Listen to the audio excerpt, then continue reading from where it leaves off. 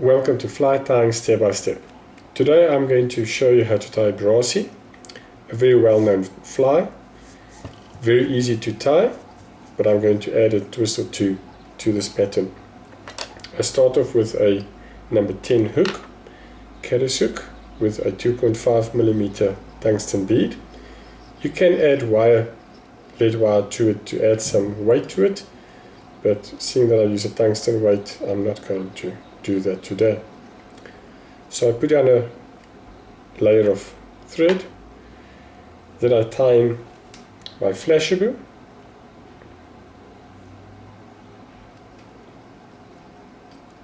bring my thread up to the beginning of the fly, the head of the fly, and now I'm going to tie in my my copper wire. What I prefer to do is just push in the wire just underneath the bead, secure it with a few wraps, and then tie it in. You will see that I tied in flush to the hook shank. So I follow the shape of the hook. This is important for me, because if you don't do it that way, you end up with a twisted copper fly that just doesn't look good. That being done, take my thread back to the bead, just half inch it there. Now a trick that I want to show you is just take your thumbnail, push onto the copper wire and just pull on the copper wire. That will give you 90 degree to your wire. And when you start making your turns, you will see that it starts 100% right. It's not going to twist around the hook shank. Make sure all your wraps are nice and tight, one on top of the other.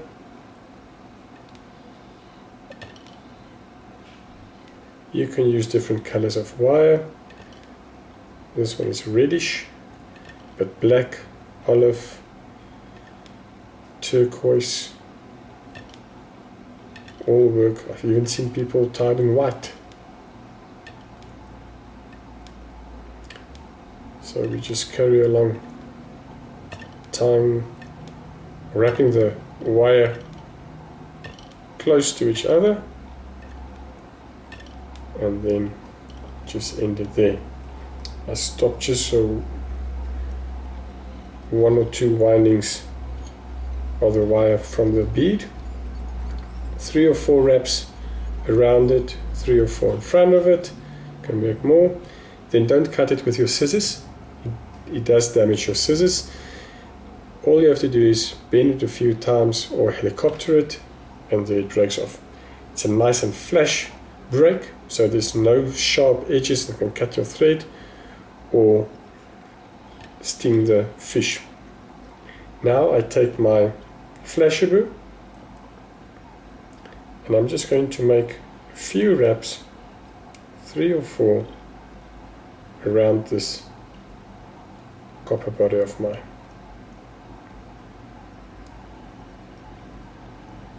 Not too much, just to add some flesh to the fly.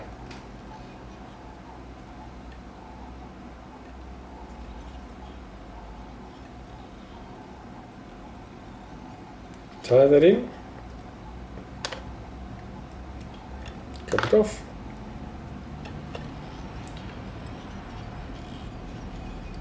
Okay, another half inch. You don't have to do it, it's just my preference. The flashaboo has a tendency to unravel when you fish it, because the wire has a very smooth finish to it. So what I like to do is just take a little bit of UV varnish and just coat the copper with that. Or if you don't have that, you can also use Sally Hansen hardest nails. That just tends to take a little bit longer to dry, but it can be used.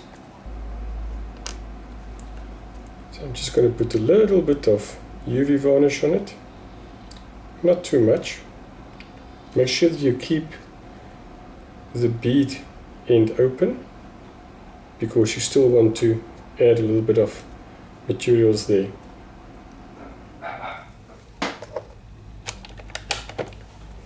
Just going to spread that.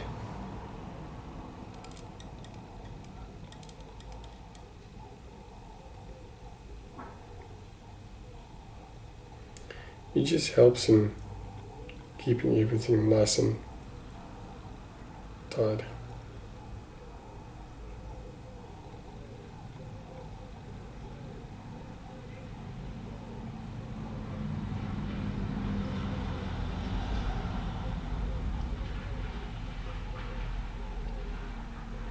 Take your time, get the shape proper. You don't want humps and bumps all over this fly. You want everything nice and smooth.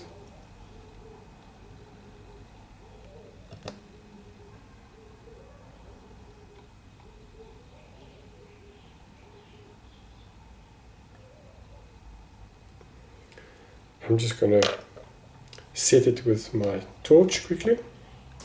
I take a little bit of black dabbing. It's got a little bit of ice dabbing, blue ice dabbing blended into it. I'm just going to add a little bit of beeswax here, just to aid in getting this material on the thread. It's synthetic, so it tends to slide off your thread, so the wax just helps securing it on your thread. Don't make your noodle too tight on the thread, because we are going to comb it out a little bit.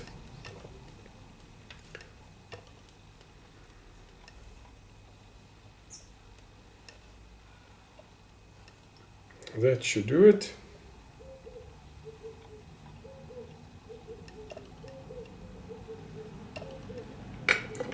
And now I'm going to take a little bit of CDC, not much. You can choose what color you prefer. This is a olive. So I'm just going to get my other clip.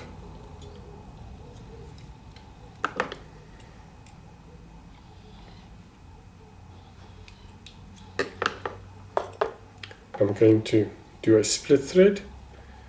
For those who don't know how to do it, make sure that your thread is unwound. You can check if it's unwound by just picking it up. If it curls in, twists around itself, then you know it's not unwrapped. Take your thumb nail, just stroke it like that so that it flattens out. Push in with a needle and then you split it.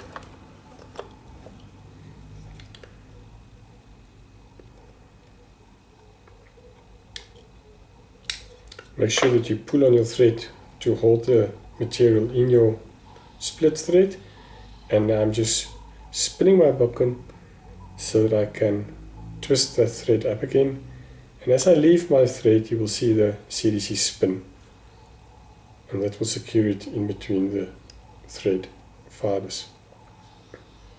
Okay, now I'm just wrapping it just behind the bead. I'm just pulling back on it so that it lies flat, and we will finish. So with this fly you have a little bit of flash, you've got movement with the CDC and great color contrast, perfect for fooling the fish. So after you've whip finish it, you can take a little bit of Velcro and just brush out the black and ice dabbing that was tied in. CDC is quite strong, so it doesn't break with this brushing.